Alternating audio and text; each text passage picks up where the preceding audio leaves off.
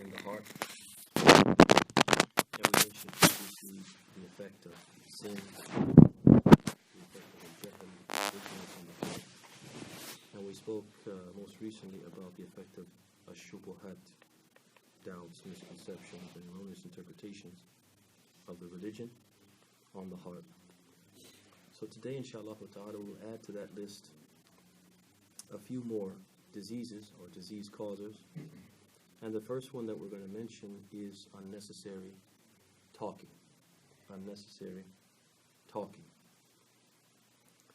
So talking too much, ya ikhwan, is an evil quality that hardens the heart, and is also a sign of hypocrisy, a sign of the hypocrisy of the one who speaks frequently. A person who talks too much is an indication of what? Of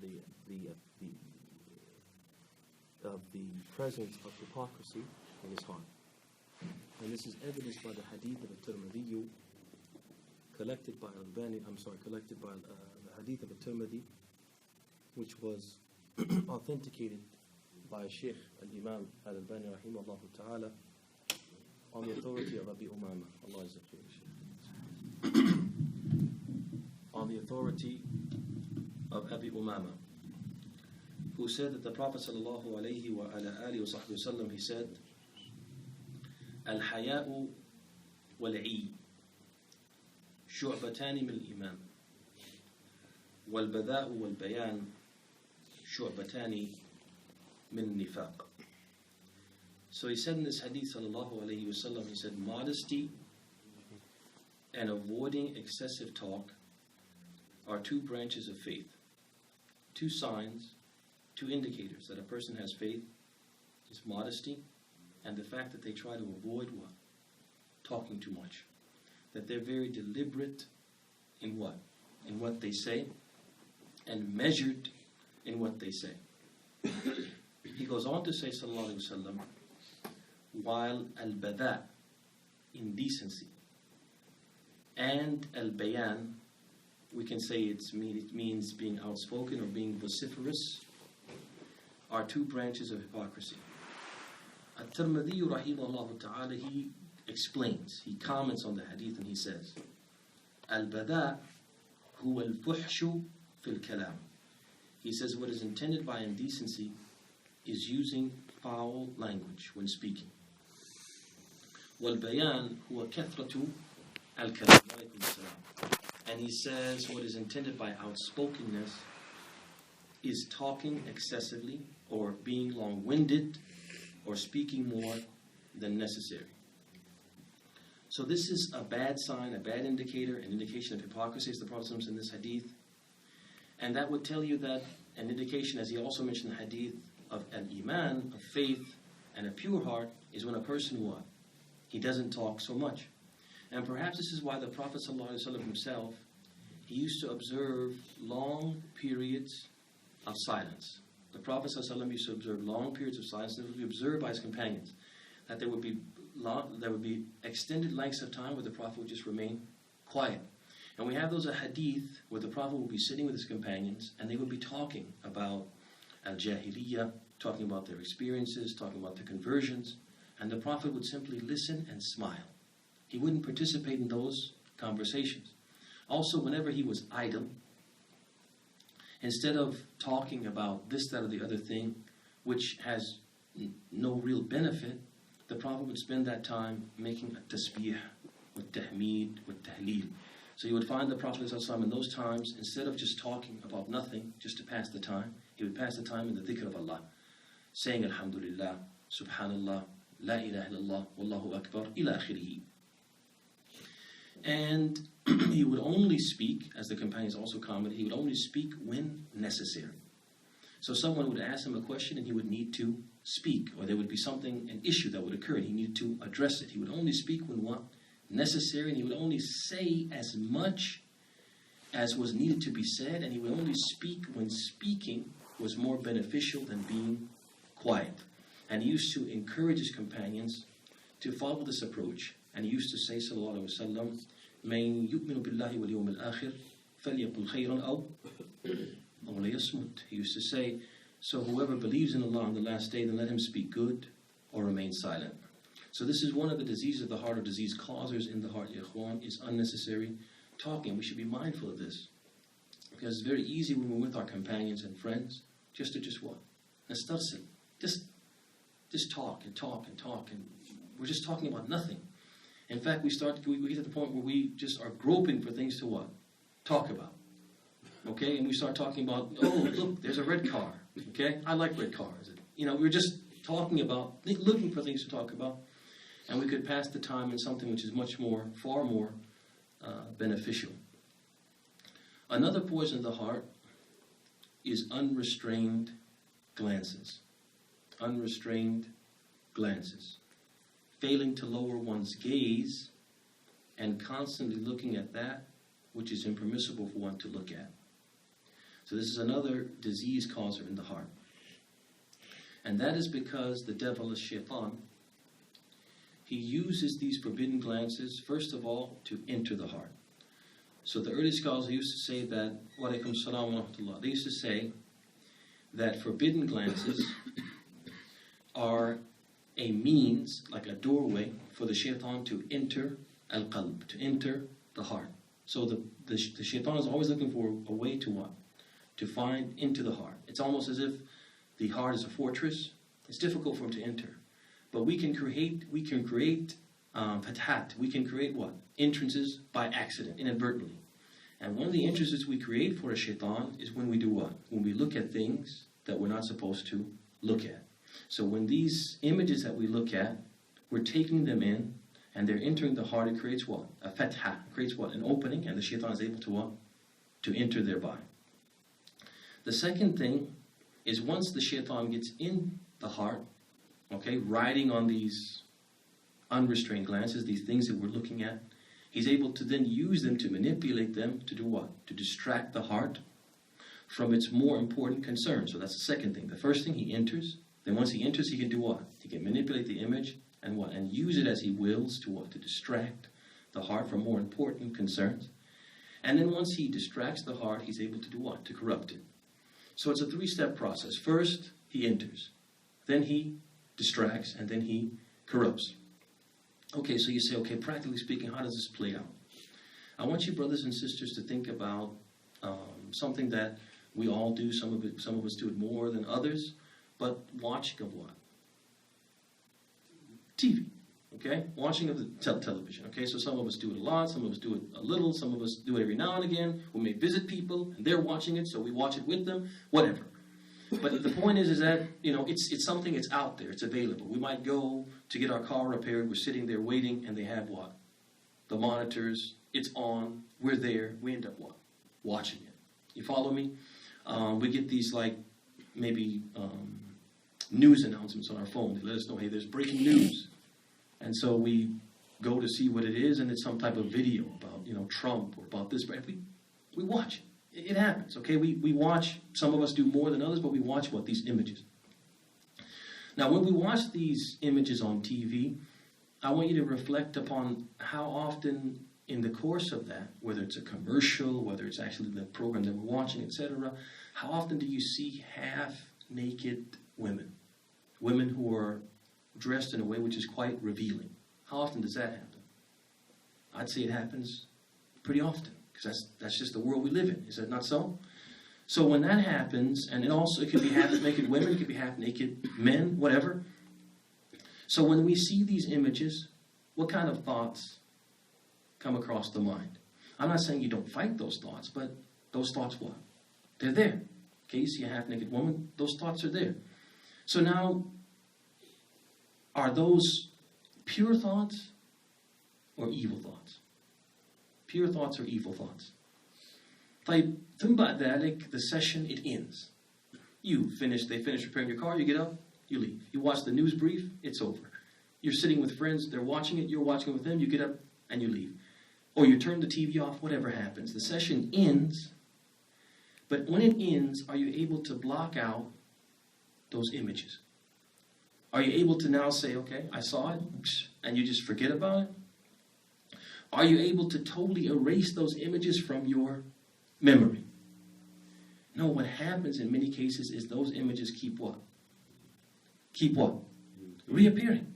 They keep reappearing. You keep seeing those images every now and again. You're not purposely trying to evoke those images, but they just what? They just appear. You get reminded of them, and you keep finding yourself reminded of them at the what? At the worst times. At the time of what? Prayer. There what? There's the image. As soon as you Allahu Akbar, there's the image. Or remembering Allah, you try to make dhikr or recite the Quran. These are the times when what? You see these images and you find yourself trying to what? To fight them the most is the time when you what? You need to what? To remove them from your mind the most. So who's doing that? That's who? Ash-Shaytan. That's the Shaytan.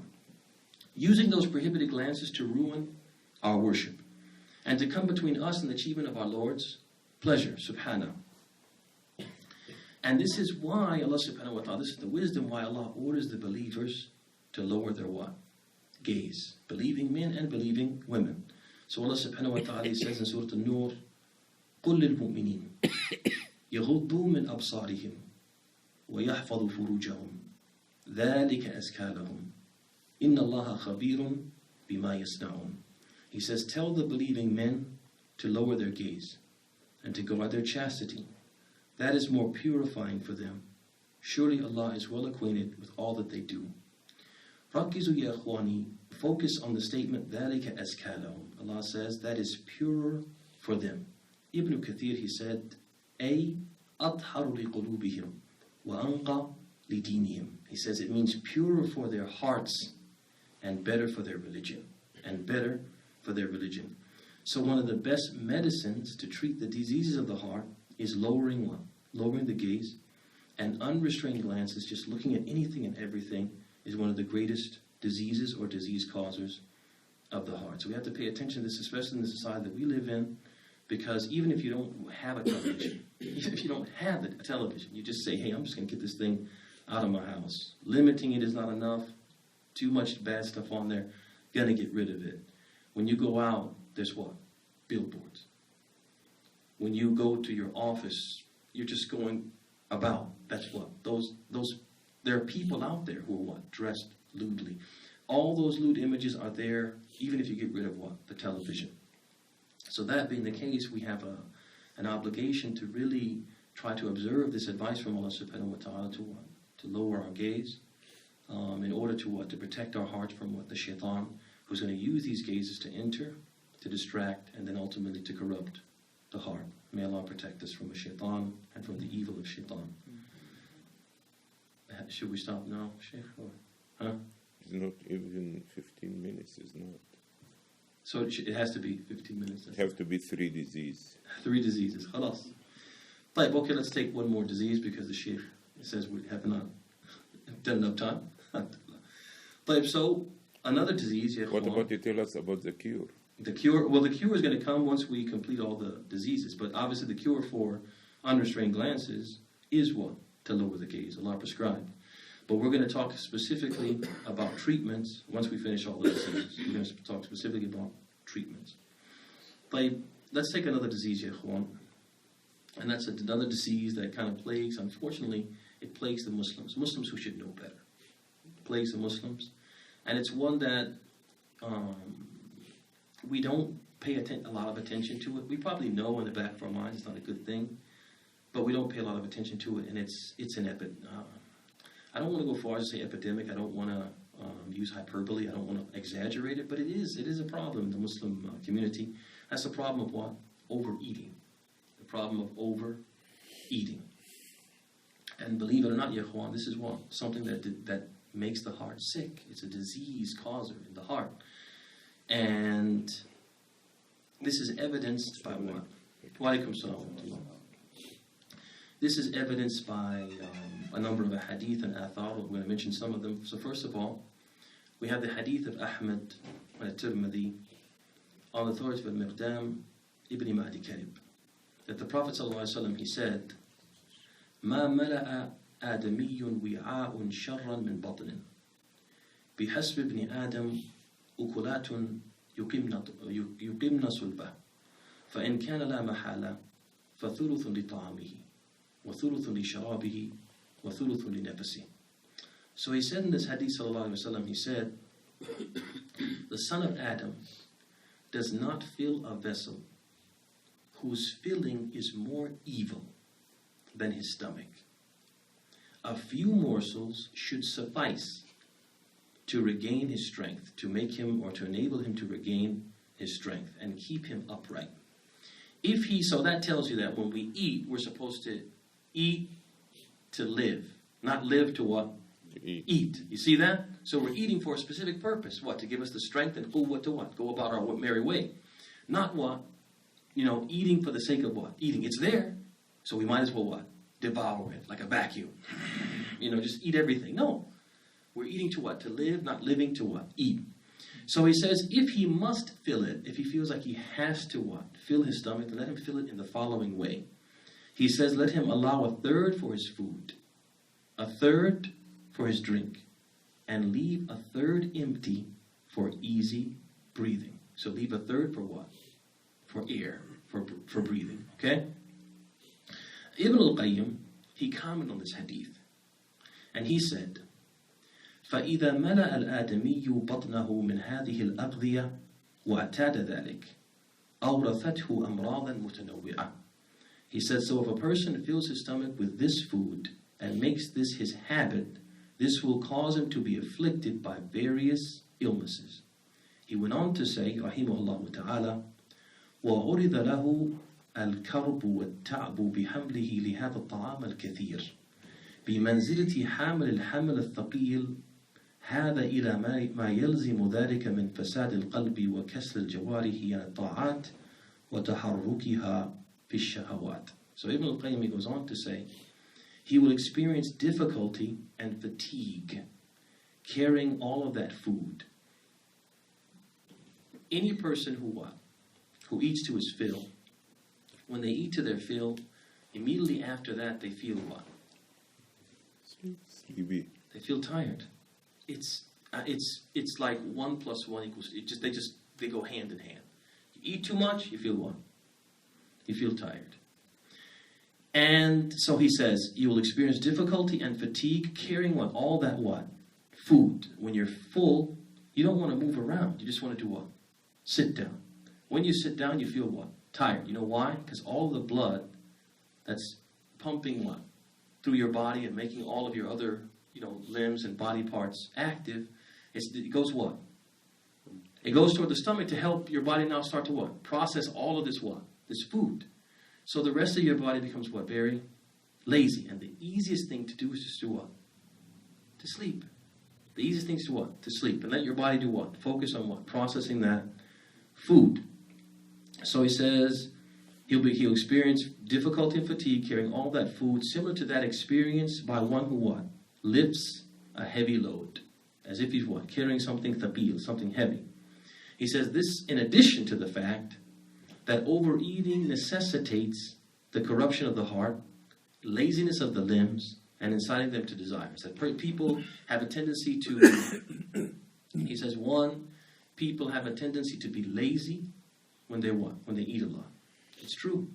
Why not? Because what? The rest of your limbs are what? Tired, and you feel it's just easy to what? Take it easy. Now let's say that happens right around the time of what? Salat al-Isha.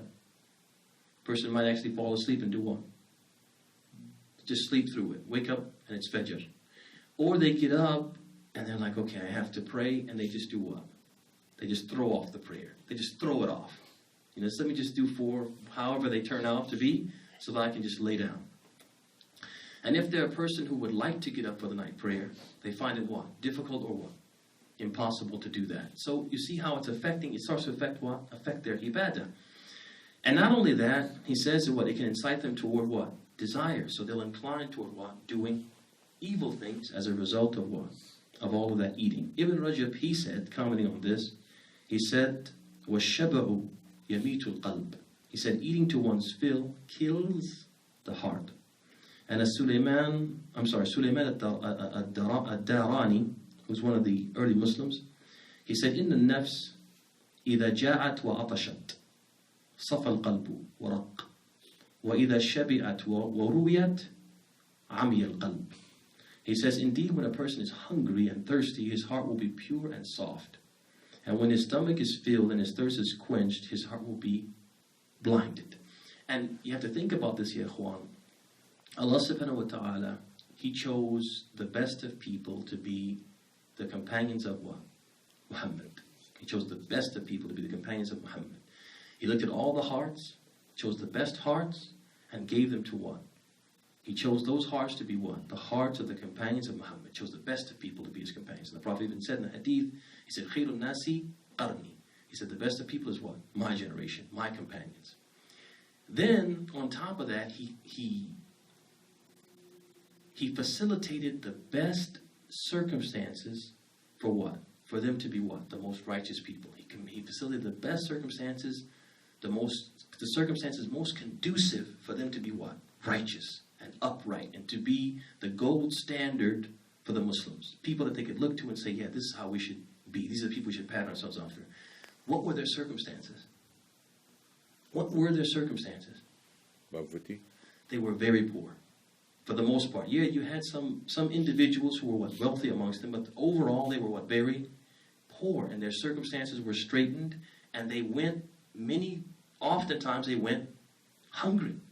Oftentimes they went hungry. You guys know those hadith. So for example, when they were digging the khandaq, they were digging the ditch, and the Prophet went to strike a stone. And when he did so, his tunic, his shirt, it came up, and they saw what?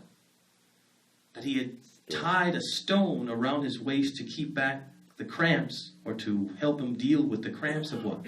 Of hunger. So when one of the companions saw that, he felt bad. So he went to his home, and he said to his wife, do we have anything that we could feed the Prophet? She said, well, I have some maraq, I have some like soup, some gravy or whatever, and maybe a few pieces of meat and some things. So he said, okay, I'm going to go get the Prophet and maybe a handful of his companions. So now when the companion comes to the Prophet, someone tells him about this, the Prophet says, well, all these people are hungry too. All these people, which means what? Hunger was something very common. And you guys know that ultimately he called them all, and he told him to tell the wife not to lift the pot until he came so he could bless the food. And ultimately it fed everyone. But the point is that they were all what? They were all hungry. Hunger was something very common. Poverty was something very common. And this was their circumstances, and these were the circumstances the law what? Created to what? To what? To make them pious, to make them righteous. So that tells us that eating too much is not really conducive to what? To piety. So if we're trying to be more pious, we're actually creating what? A circumstance that's what? An obstacle to what? Us achieving our objective. If what? The people who what? If we eat too much. I'll mention one last quote.